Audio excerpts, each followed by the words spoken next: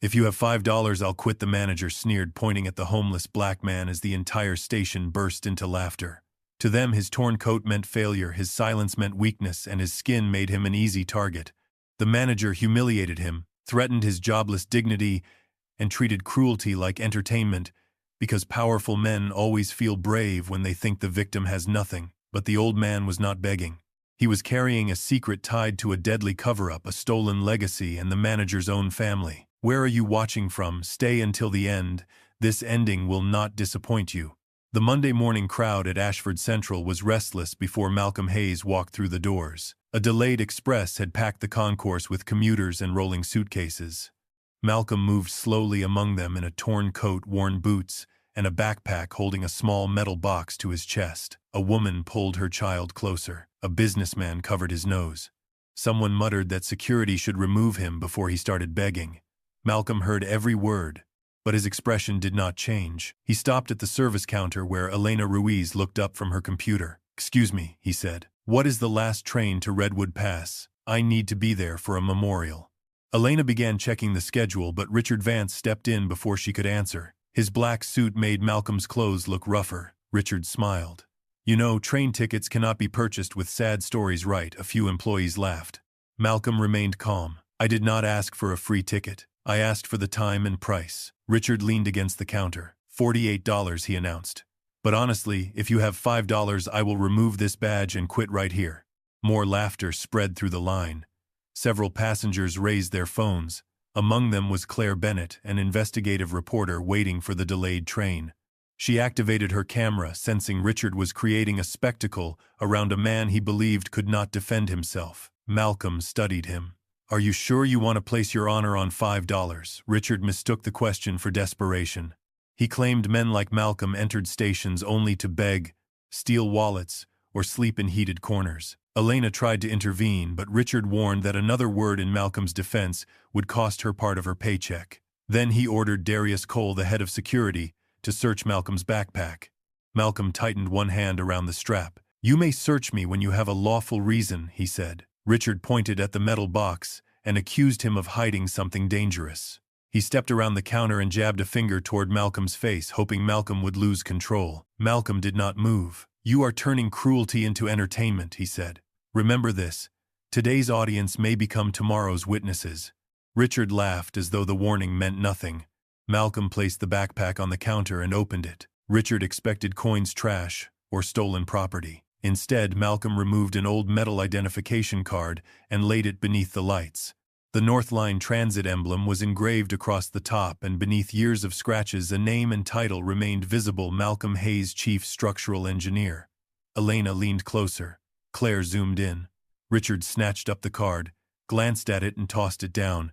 "A fake," he declared. Darius did not laugh. He recognized the deep-cut lettering and serial format used by Northline more than 30 years earlier, before digital badges existed.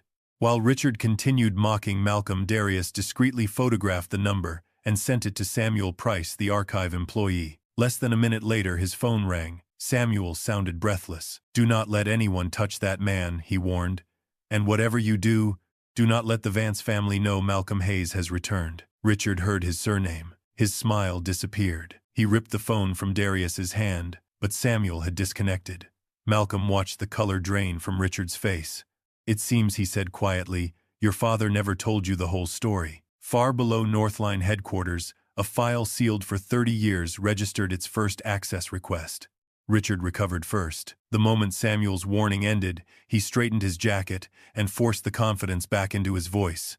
He announced that Malcolm Hayes was impersonating a former Northline Transit employee and ordered Darius to escort him into the security office. Malcolm did not resist. He simply picked up his backpack and metal box, then looked toward the ceiling cameras. "Record every item I carry, and every hand that touches it," he said. "I want a complete chain of custody." The words caught Richard off guard. They were not the words of a confused homeless man. They were precise, legal, and deliberate. Inside the surveillance room, Darius entered the serial number from Malcolm's metal badge into the company database. The screen loaded an archived profile showing Malcolm as the former chief structural engineer for the Ashford Central expansion and the Redwood Pass line.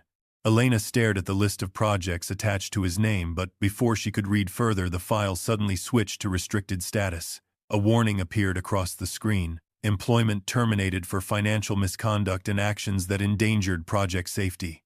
Richard smiled as though he had just won. There it is, he said. Not a hero. A disgraced engineer fired for corruption. Malcolm did not deny losing his position. He only looked at Darius and asked, "Does it say I was convicted?" Darius searched the legal notes. There was no criminal charge, no court ruling, and no formal finding of guilt. The internal investigation had been closed without conclusion. Richard's smile weakened, but he quickly dismissed the missing conviction as a technicality. While Richard continued speaking, Elena used another terminal to search old newspaper archives. She found several articles describing Malcolm's repeated warnings about foundation weakness beneath Ashford Central and structural instability in a tunnel near Redwood Pass. The report said he had requested an immediate engineering review, but company executives accused him of delaying construction and increasing costs. Within weeks, Malcolm was removed from the project. Within months, his name disappeared from the industry. Elena began reading the article aloud, but Richard crossed the room, pulled her employee card from the computer, and threatened to suspend her for unauthorized access. Claire Bennett raised her camera and asked why an innocent man had been officially labeled dangerous without ever being convicted. Richard ordered security to confiscate her equipment. Claire calmly displayed her press credentials and reminded him that she had been filming in a public area before being forced into the room. His control began to crack. He ordered the security doors locked, turning what he called a routine investigation into an unofficial detention. Darius objected, stating that Malcolm had committed no crime and that they had no legal basis to hold him. Richard moved close to him and said, quietly, "Choose your next words carefully if you want to keep wearing that uniform." A message appeared on Darius's phone. Samuel had sent an old photograph from the North Line archives. It showed a younger Malcolm standing with a team of engineers in front of Ashford Central during construction. Beside him stood Gerald Vance, Richard's father. On the back of the photograph, someone had written, "Without Malcolm Hayes, this station would have collapsed before opening day." Richard stared at the image for a long moment, then accused Malcolm of using old company history to extort money. Malcolm shook his head. "I did not come here for money. I came for a train. Someone is waiting for me at Redwood Pass, and this box must reach him before noon." Elena quietly searched the travel authorization attached to Malcolm's name. What she found changed the room. The scheduled meeting was not only connected to a memorial. A federal transportation safety inspector had officially requested Malcolm's presence. Richard heard the word federal and immediately turned toward the metal box. His expression changed from contempt to fear. He ordered Darius to seize it, claiming it might contain stolen company property. When Richard reached for the lid, Malcolm placed one steady hand over it. "Open this in front of those cameras," he said, "and you may lose more than your job. You may lose your freedom." Richard did not step back. The warning only convinced him that the box contained something powerful enough to destroy everything the Vance family had spent 30 years protecting. Richard's patience snapped the moment Malcolm warned him away from the metal box. He ordered 2 security officers to restrain the older man and force it open.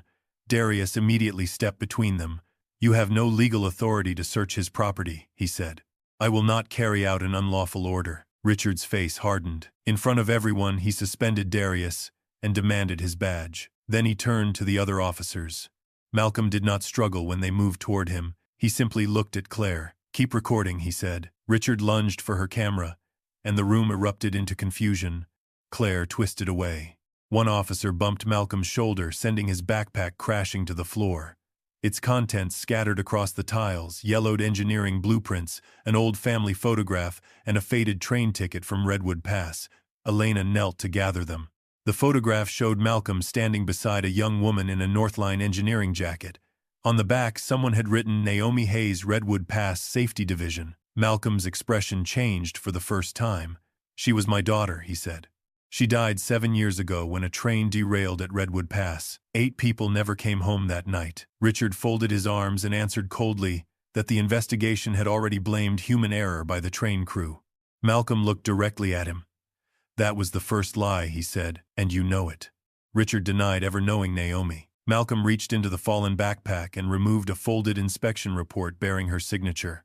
The document warned that the connector bolts supporting bridge section 14 failed to meet safety standards and required immediate replacement. Beneath the warning was a handwritten instruction delaying repairs because they would disrupt the operating schedule. The approval line carried Richard Vance's name from the period when he served as Deputy Regional Operations Director. For a second, no one spoke. Richard snatched the report from Malcolm and declared it a forgery. Malcolm caught the lower edge before he could hide it. The paper tore at one corner as they struggled over it, the sound sharp enough to silence the room. Claire's camera captured everything while passengers visible through the glass raised their phones. Before Richard folded the report and shoved it into his jacket, Elena secretly photographed the full page. Richard then called transit police and changed the story completely. He reported that Malcolm had attacked him, stolen classified company documents, and threatened to sabotage the station. He ordered the security officers to prepare matching written statements claiming Malcolm had become violent first. Darius refused. "I will not sign a lie," he said. Richard removed the badge from his hand and announced that he was fired effective immediately. Claire replayed her footage and found a clear sequence showing Richard grabbing the report first. She moved toward the corner of the room to send the video to her editor, but the station's wireless network suddenly disappeared. Her phone lost both Wi-Fi and cellular connection inside the sealed security area. Before she could try another method, one of Richard's officers seized the device. Claire protested, but Richard said all communications were being restricted because of an active security threat. Darius realized what had happened. Richard had ordered the entire back section of the station isolated so that no video, photograph, or message could leave before he controlled the official narrative. Elena quietly checked her phone and found the same dead signal. Malcolm stood in the center of the room while Richard built a false case around him in real time. He did not panic. "You are creating more witnesses than you are silencing," he said. Richard replied that witnesses only mattered when someone believed them.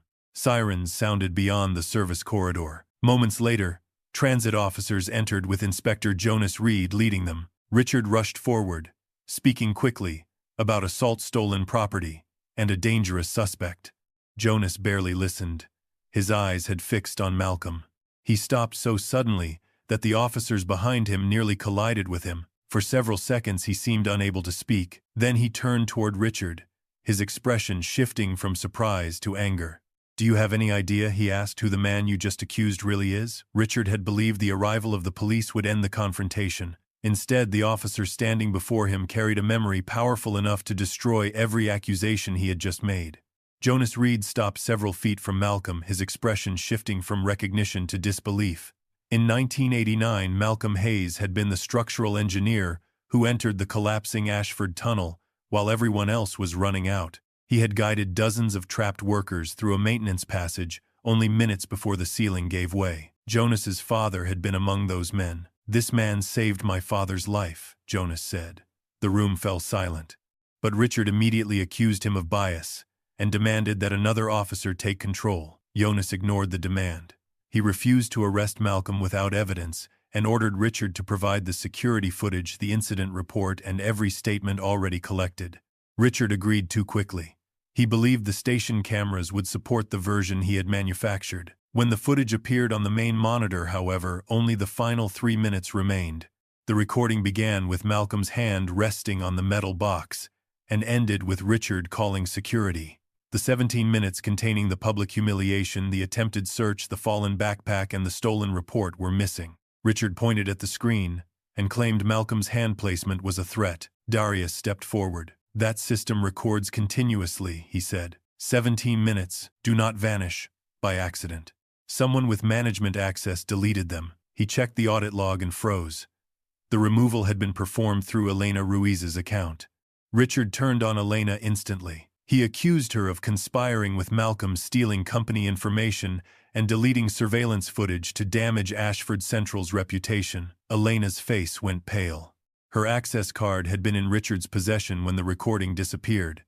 She tried to explain, but Richard shouted over her and demanded that the police arrest both her and Malcolm. Darius opened the electronic door logs and proved Elena had remained at the service counter during the deletion. Richard dismissed the evidence, claiming those records could also have been manipulated. The other employees avoided Elena's eyes. They had seen enough to know Richard was lying, but none wanted to become his next target. Malcolm asked him to return Naomi's torn inspection report. Richard denied ever taking it. Jonas searched his jacket and pockets, yet the page was gone. Malcolm watched Richard carefully. "You are not protecting the station," he said. "You are protecting whatever that report proves." Richard responded with a cold smile, but his hands were shaking. He still believed he had eliminated the only clear evidence of what had happened. Claire Bennett then lifted her camera. Richard had taken her phone and blocked the network, but her professional camera stored a duplicate recording on an internal backup card that did not require an internet connection. Richard suddenly rushed toward her, reaching for the device. Jonas caught his arm and forced him back. Claire connected the camera directly to the security monitor. The missing scene appeared in full. Richard mocking Malcolm in front of the crowd, threatening Elena's wages, ordering an unlawful search, knocking Malcolm's backpack to the floor, seizing Naomi's report and demanding identical false statements from his employees. No one spoke as his own voice filled the room. Jonas ordered an officer to copy the recording immediately. Darius moved toward the control panel, but before the transfer could begin, every screen went black. The entire station lost power. Electronic locks slammed shut throughout the corridors. Warning lights flashed red, and emergency alarms echoed across the concourse. Passengers screamed in the dark. Darius recognized the sequence at once. "This is not a normal outage," he said. Someone activated the emergency shutdown from the manager's office.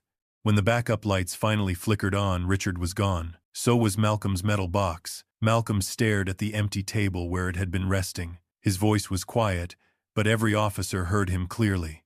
"He did not steal a box," he said. "He just stole evidence from a deadly investigation." From that moment forward, Richard was no longer trying to save his reputation. He was racing through the darkened station to destroy the one thing that could send him to prison.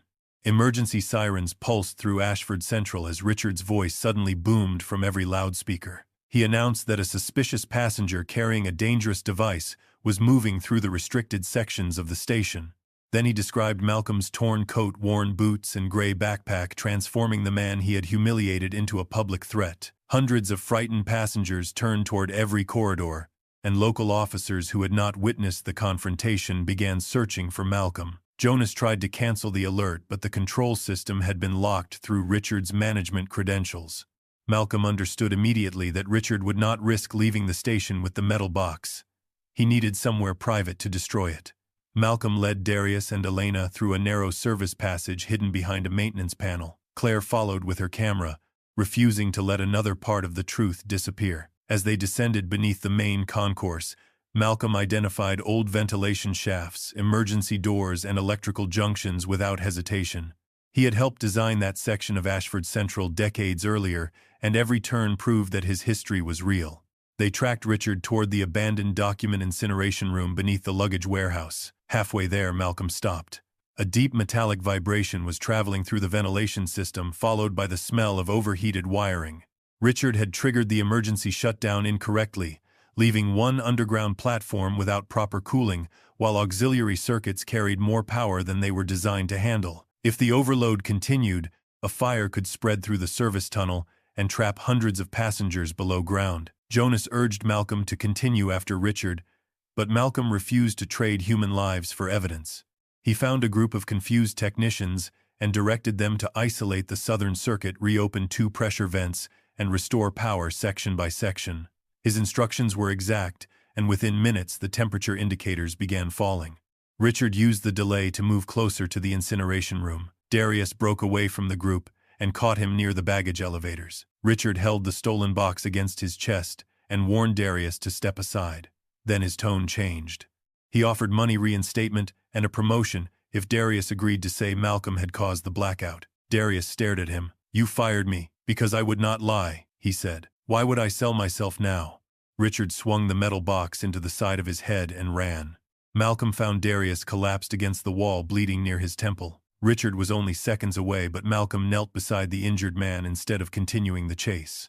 He checked Darius's breathing, applied pressure to the wound, and instructed Jonas to call the medical team. "The evidence can wait," Malcolm said. "A life cannot." Elena and Claire continued down the corridor, following the sound of Richard, forcing open the incineration room door.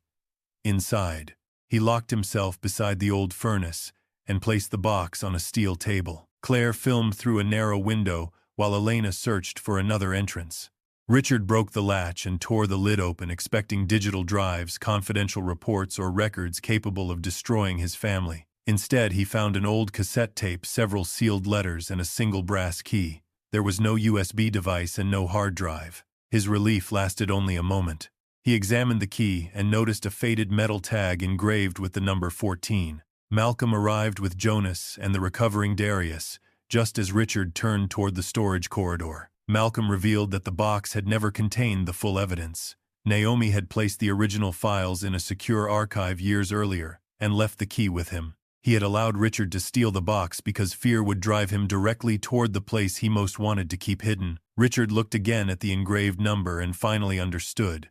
Storage Vault 14 was located beneath the abandoned platform, only a short distance from the incineration room. His voice dropped to a whisper. Naomi hid it right under our noses. The confrontation was no longer about $5 or a manager's public humiliation. Behind the sealed door of Vault 14 waited the truth about 8 deaths and a conspiracy protected by 2 generations of the Vance family.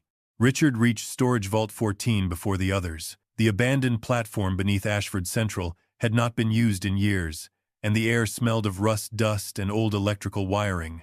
He forced the brass key into the lock and pushed through the heavy steel door, only to find a second obstacle waiting inside, a reinforced safe built into the far wall. The key had opened the vault, but the safe required a numerical code. Richard searched the shelves in growing panic, knocking boxes to the floor and tearing labels from forgotten archive cases. When Malcolm, Darius, and Jonas entered moments later, Richard was standing beside the safe, with a metal bar raised in both hands. Malcolm looked at the keypad and spoke calmly. The code is the date Naomi submitted her final safety report. Richard demanded the numbers, threatening to destroy every document in the room if they did not let him leave. The polished manager who had mocked Malcolm before the crowd was gone. In his place stood a frightened man, stripped of charm and control. He admitted that he had known Naomi was collecting evidence, then added with cold contempt that she had died because she never learned when to stay quiet. Malcolm's face tightened. For one dangerous second, grief and rage broke through his composure. Darius shifted closer, ready to intervene, but Malcolm did not attack. "Put the bar down," he said. Richard laughed and called him weak, saying only a weak man could lose his career, his home, and his daughter, without making anyone pay. Then Richard slammed his hand against the emergency fire control panel. Chemical suppressant burst from the ceiling vents, filling the vault with thick white vapor designed to smother flames, but capable of damaging old paper and suffocating anyone trapped too long. Steel safety doors began closing automatically. Elena, who had followed Claire through the corridor, was caught on the wrong side of one descending barrier. Malcolm and Darius ran to help her, while Jonas tried to reach Richard. Malcolm wedged a broken shelf beneath the door, and Darius pulled Elena through seconds before the mechanism crushed the metal frame. Richard used the confusion to return to the safe, entering random dates into the keypad. Just as the chemical fog thickened, a hidden service panel opened at the rear of the vault. Samuel Price stepped through, coughing and carrying a portable override key. He revealed that Naomi had shown him the vault 7 years earlier and trusted him to protect its contents. She had ordered him to release the evidence only to Malcolm or a federal investigator. Samuel admitted that fear had kept him silent. Gerald Vance had threatened his family, his pension, and even his freedom. When Samuel learned Malcolm had returned to Ashford Central, shame finally outweighed fear. Using Naomi's report date, Samuel unlocked the safe. Inside were the original structural assessments, internal emails instructing engineers to alter inspection results, recorded meeting notes approving delayed repairs to bridge section 14, and financial documents proving Gerald Vance had transferred company money into accounts created under Malcolm's name. At the bottom lay a memory card containing a video Naomi had recorded 2 days before her death. Claire connected it to her camera, and Naomi's face appeared on the small screen. She said Richard had authorized passenger service even after being warned that the train's braking alert system was malfunctioning. She also said someone had been following her, and that she feared the investigation was being controlled from above. The video then shifted to security footage from a parking structure. A woman stepped from a black car and approached Naomi. Malcolm expected to see Richard. Instead, the image revealed Vivian Shaw, now the chief executive of Northline Transit. Vivian had known about Naomi's evidence before the fatal derailment and had never reported it. The video ended, leaving the vault silent except for the hiss of the fire suppression system. Then a woman's voice came from the doorway behind them. "Turn off the camera." Vivian Shaw stood there with 2 company attorneys and a security officer.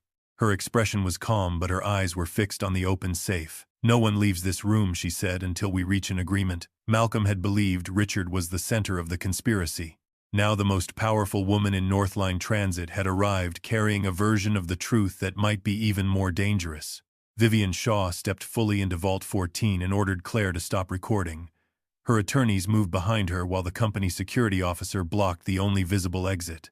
Vivian admitted that she had met Naomi Hayes in the parking structure 7 years earlier, but insisted she had not caused the derailment. Naomi had shown her the inspection reports, the faulty braking alerts, and the orders delaying repairs on the Redwood Pass line. Vivian claimed she had agreed to investigate, quietly believing a private review would prevent panic.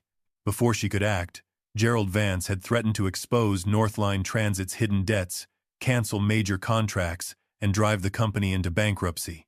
Thousands of employees, he warned, would lose their jobs if the truth became public. Vivian said she had remained silent to protect the company. Malcolm looked at her without sympathy. "You did not protect the company," he said. "You protected your office, your reputation, and the people who signed your paychecks. 8 families buried their loved ones, while you protected a building with your name on the door."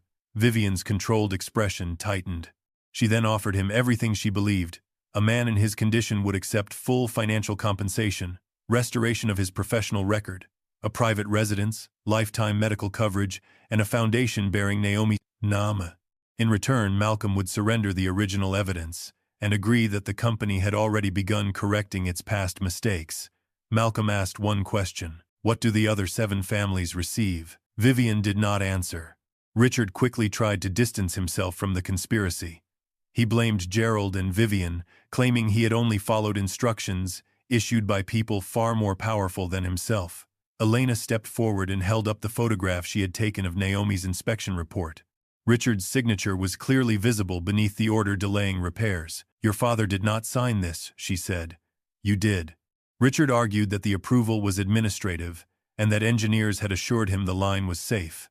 Claire responded that her camera had already uploaded part of the vault footage to her newsroom before the network was cut. Vivian could threaten everyone in the room, but she could no longer guarantee silence. Her strategy changed immediately. She warned Claire that Northline's lawyers would bury her publication in lawsuits. She accused Samuel of stealing confidential company records and threatened to revoke his pension. Then she turned to Malcolm and described his actions as attempted extortion. Jonas stepped between them and announced that every document in the safe was now potential evidence in a criminal investigation. He began formally listing the reports, recordings, and financial records for seizure. One of Vivian's attorneys objected, arguing that Jonas lacked jurisdiction over protected corporate material. Jonas replied that corporate privilege did not cover evidence of fraud, obstruction, or deaths caused by concealed safety failures. Samuel then revealed that Vivian's threats had come too late. Naomi had never trusted a single hiding place. She had divided the evidence into 3 separate collections and sent them to 3 different people. Samuel had protected the documents in Vault 14. Malcolm had carried the key and the recorded instructions. A 3rd package had been sent to a federal transportation safety inspector who was currently waiting at Redwood Pass. Naomi had established a final safeguard. If Malcolm failed to arrive by the agreed time, the inspector would release the full archive to federal investigators, the victims' attorneys, and several news organizations. Vivian looked at her watch. They had 40 minutes remaining. For the first time, fear replaced calculation in her eyes. She ordered her attorneys to contact the federal office, but Claire warned that any attempt to interfere would become further evidence of obstruction. Richard stood in the corner listening as every possible escape closed around him. His father was dead. Vivian was preparing to sacrifice him, and the files he had spent years hiding were minutes away from becoming public. The security officer near the door shifted his position, distracted by Vivian's command. Richard moved without warning. He seized the officer's wrist, pulled the gun from its holster, and aimed it across the vault. Elena screamed. Jonas reached toward his own weapon, but Richard pressed the barrel against Samuel's shoulder and ordered everyone to remain still. He locked the steel door, took the keycard from the officer, and backed toward the service passage. No calls, no evidence, "And no one goes to Redwood Pass," he said. Malcolm watched him carefully. "You cannot stop the truth by trapping us here." Richard's face twisted with desperation. "If that train never leaves this station, nobody has to reach Redwood Pass." He activated the emergency lockout on the platform system and disappeared through the maintenance corridor. Richard had lost his authority, his family's protection, and any hope of escaping the investigation.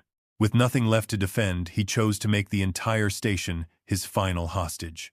Richard escaped Vault 14 through the maintenance corridor and used his management card to lock the controls for Platform 6.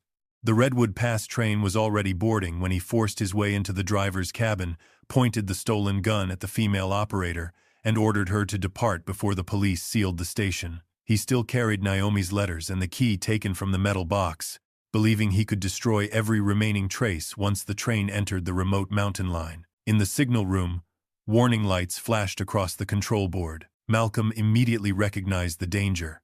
Richard had overridden the departure system without correctly switching the track. A maintenance train was standing inside the eastern tunnel hidden beyond a curve.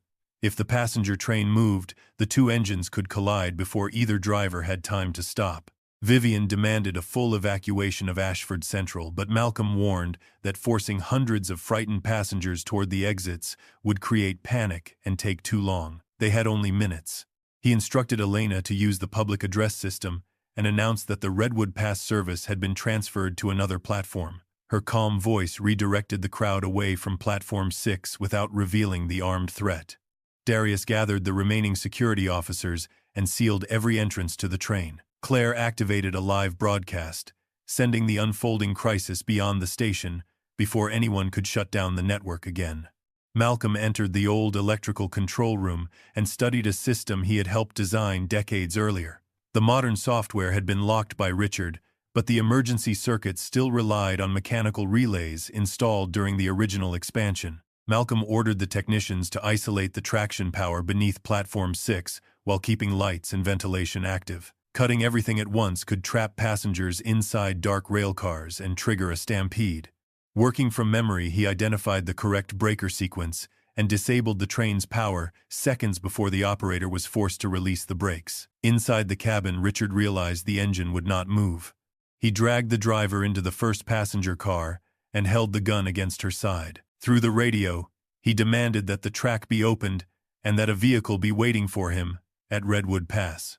Jonas refused to negotiate while passengers remained nearby, but Malcolm offered to board alone. Darius objected, yet Malcolm insisted Richard wanted control more than bloodshed. He stepped onto the powerless train with his hands visible. Richard laughed when he saw the torn coat and worn shoes. "You are still just an old homeless man," he said. "No one will believe you over me." Malcolm glanced toward the windows, where Claire's camera was capturing every movement. "They are not choosing between our stories anymore," he replied. "Millions are watching yours happen live." Richard turned and noticed the red broadcast light through the glass. Panic destroyed what remained of his judgment. He raised the gun toward Claire, but Malcolm stepped closer and began speaking about Naomi accusing Richard of hiding behind dead men corporate titles and his father's name. The words pulled Richard's attention away from the driver. She dropped to the floor and crawled behind a row of seats. At that instant, Darius entered through the rear door, while Jonas moved in from the next carriage. Richard fired no shot. Darius struck his wrist. Jonas forced him against the seats, and the weapon slid across the floor. Within seconds, Richard was handcuffed. As officers led him from the train, he shouted that Vivian was equally responsible. He claimed the deletion of the surveillance footage and the first station lockdown had followed her written order to control Malcolm Hayes by any means necessary. Vivian stood frozen on the platform. Claire turned the camera toward her while thousands of viewers remained connected. "Miss Shaw," she asked, "would you like to explain that order?" Richard was finally under arrest, but his accusation had opened a larger confrontation. The manager who mocked Malcolm had fallen, and now the woman at the top of Northline Transit had to answer before the public. 3 weeks after the crisis at Ashford Central, the public hearing room of the Federal Transportation Committee was filled beyond capacity.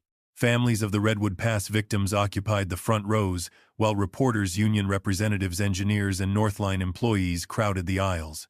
Richard Vance entered in a prison uniform with his wrists restrained, no longer resembling the arrogant manager who had laughed at Malcolm Hayes.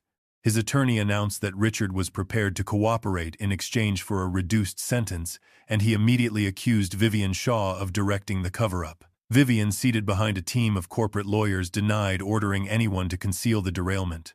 She claimed her emergency instructions at the station were meant only to prevent panic and protect passengers. The committee then began presenting the evidence piece by piece. Claire Bennett's video showed Richard mocking Malcolm and promising to quit if he possessed $5. System logs revealed the deletion of 17 minutes of surveillance footage. Naomi Hayes' original engineering report documented unsafe connector bolts and a defective braking alert system. Internal emails showed orders to alter inspection results, while signed approvals proved repairs had been postponed to protect the operating schedule. A recording captured Gerald Vance pressuring executives to suppress the warnings. Vivian's emergency directive instructed staff to control Malcolm by any means necessary. Samuel Price testified that documents had been hidden for years because employees feared losing their jobs, pensions, and family security. Elena Ruiz described how Richard had confiscated her access card, used her account to delete footage, and ordered employees to write identical false statements accusing Malcolm of violence. Darius Cole testified that he had been suspended and fired because he refused to search Malcolm without legal grounds or sign a fabricated report.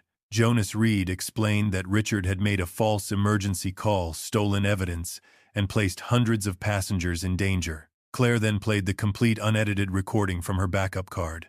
The hearing room watched Richard insult Malcolm, threaten Elena, seize Naomi's report, and attempt to control the official story. One by one, relatives of the 8 people killed at Redwood Pass stood to speak. A mother described waiting through the night for a son who never returned. A widower said Northline had blamed the train crew and offered his family money to stop asking questions. A former engineer admitted that he had remained silent after seeing Naomi's warnings. The case was no longer about the humiliation of one homeless man. It had become the story of an institution that had treated human lives as expenses and truth as a threat. Vivian's lead attorney tried to shift the hearing's focus. He questioned Malcolm about the years he had spent living on the streets and suggested that grief, poverty, and instability had damaged his reliability. Malcolm did not avoid the truth. He admitted that after losing his career, then his wife, and finally Naomi, he fell into depression. He lost his home and spent years moving between shelters, stations, and temporary work. The attorney leaned forward and asked why the committee should trust the memory of a homeless man over the records of one of the nation's largest transportation companies. Malcolm looked toward the victims' families before answering. Losing my home did not erase my memory. Torn clothes did not erase the evidence. And her title does not turn a lie into proof. Silence spread through the chamber. Then Samuel stood again and produced one final recording. Gerald Vance's voice admitted that company funds had been transferred into accounts created under Malcolm's name to fabricate the appearance of embezzlement. Additional documents proved Vivian discovered the fraud when she became chief executive, but kept the false record active to prevent Malcolm from returning to the industry. A federal prosecutor rose and announced the opening of criminal investigations into Richard for obstruction, evidence destruction, hostage-taking, and safety fraud, and into Vivian for conspiracy, concealment, and maintaining falsified records. The committee chair turned to Malcolm and asked what he wanted Northline Transit to do. Everyone expected him to demand millions control of the company or the destruction of those who had ruined his life. Malcolm paused, then said he did not want revenge disguised as justice. He wanted independent safety oversight, legal protection for whistleblowers, full compensation for every victim's family, public release of hidden reports, and permanent rules preventing executives from controlling accident investigations. He wanted Naomi's name attached not to a settlement, but to a system that could stop another family from receiving the same phone call he had received. Malcolm had not come to destroy Northline Transit. He had come to destroy the silence that allowed men like Richard and leaders like Vivian to survive for 30 years. 6 months later, Redwood Pass no longer looked like the place where silence had buried 8 lives. A new glass and steel building stood beside the restored platform, its entrance marked with the name Naomi Hayes Safety Center. Families of the victims, railway workers, federal officials, and local residents gathered for the opening ceremony. Richard Vance had been formally charged with destroying evidence, obstructing an investigation, filing false reports, taking a hostage, and participating in the falsification of safety records. Vivian Shaw had resigned as chief executive and remained under investigation for concealing evidence, interfering with authorities, and preserving the fraudulent accusations against Malcolm.